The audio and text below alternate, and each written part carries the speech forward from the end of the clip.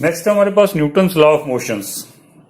Newton gives three very important law, Newton first law, Newton second law of motion and Newton third law of motion. तो पहले first law क्या है? Everybody continues to be remain in rest, state of rest और uniform motion in a straight line until no external force is applied on the body. कि कोई body आपके पास rest में तो रेस्ट में रहेगी, यानी और यूनिफॉर्म मोशन में तो यूनिफॉर्म मोशन में रहेगी। कब तक?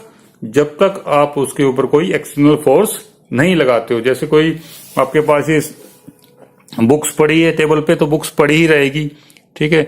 लेक्चर स्टैंड रखा हुआ एक जगह पे, यहीं पे रखा रहेगा। कब तक? जब तक आप उसको डिस्प्लेस नहीं करते उसकी पोजीशन से। फोर्स लगाते हो तो वो उसकी पोजीशन से डिस्प्लेस हो जाती है। इसी तरीके से कोई बॉडी मोशन में है तो मोशन में रहेगी। जैसे आपके पास पेन है, ये रोल कर रहा है तो ये रोल करता रहेगा हमारे पास जब तक, कब तक रेस्ट में नहीं आएगा? जब तक आप उसके ऊपर कोई एक्सटर्नल फोर्स नहीं लगा रहे। आपके पास बहुत सारे एक्सटर्नल फोर्स लग रहे हैं इसके अंदर। कुछ आप कहोगे कि कुछ देर के बाद ये स्टॉप हो जाता है, रुकना बंद हो गया। इसके पास फोर्स ऑफ फ्रिक्शन लग रहा है, एयर फ्रिक्शन लग रहा है, वो भी आपके पास एक्सटर्नल फोर्स है। यदि air friction, force of friction ना हो तो ये हमेशा रोल करता रहेगा। इसी तरीके से जो बॉडी रेस्ट में है तो उसके लिए आपको मोशन में लाने के लिए फोर्स लगाना पड़ता है, ठीक है। तो फर्स्ट लॉ ने क्या बताया हमें? Newton first law gives the definition of force. अभी हमने डेफिनेशन ऑफ फोर्स क्या है हमारे पास? फोर्स क्या क्या काम करता है?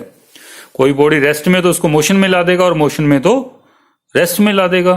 तो ये Newton first law of motion ने बताया, ठीक है। इसके बाद हम Newton second law of motion discuss करते हैं।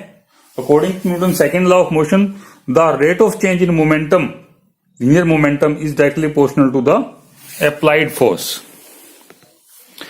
और न्यूटन फर्स्ट लॉ ने एक चीज और बताई हमें, डेफिनेशन ऑफ इनर्शिया। पहले वो कर लेते हैं।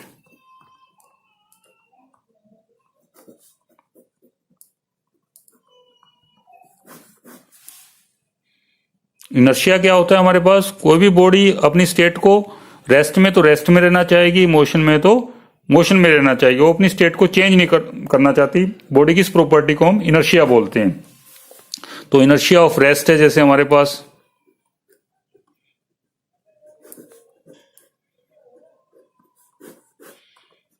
बॉडी की वो प्रॉपर्टी जिसकी वजह से बॉडी रेस्ट में है तो रेस्ट में ही रहना चाहिए, उस प्रॉपर्टी को हम इनर्शिया ऑफ रेस्ट बोलते हैं।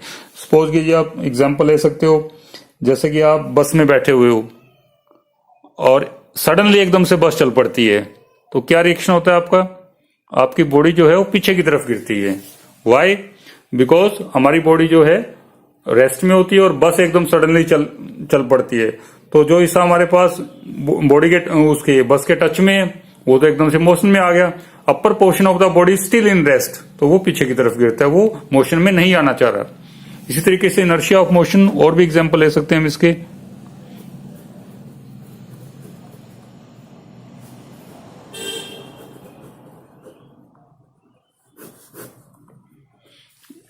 बॉडी की वो प्रॉपर्टी जिससे बॉडी मोशन में तो मोशन में ही रहना चाहेगी, उस प्रॉपर्टी को हम इनर्शिया ऑफ मोशन, इसके भी एग्जांपल ले सकते हो।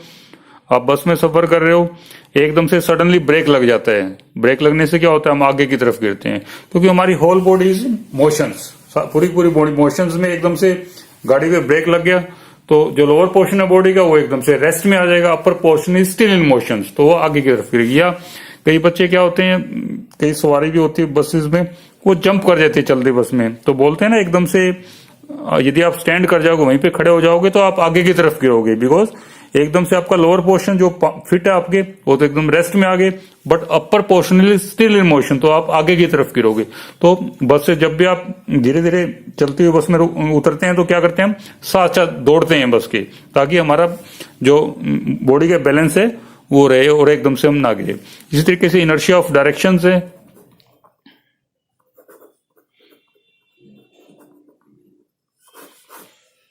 आपने देखा होगा कि लोहार वगैरह होते हैं, वो कोई चीज आप स्पार्किंग जनरेट जो होती है उसमें, जैसे चक्कू है या कुछ चीज पेनी करनी है आपने, तो उसमें स्पार्क जो है वो टेंजेंशियल डायरेक्शंस में जाएंगे, वो साथ साथ रोटेट नहीं करते व्हील के। या आप और भी सिंपल एग्जांपल ले सकते हो, अपनी बाइक या बाइसाइकिल्स का मड गार्ड ले सकते हो आप,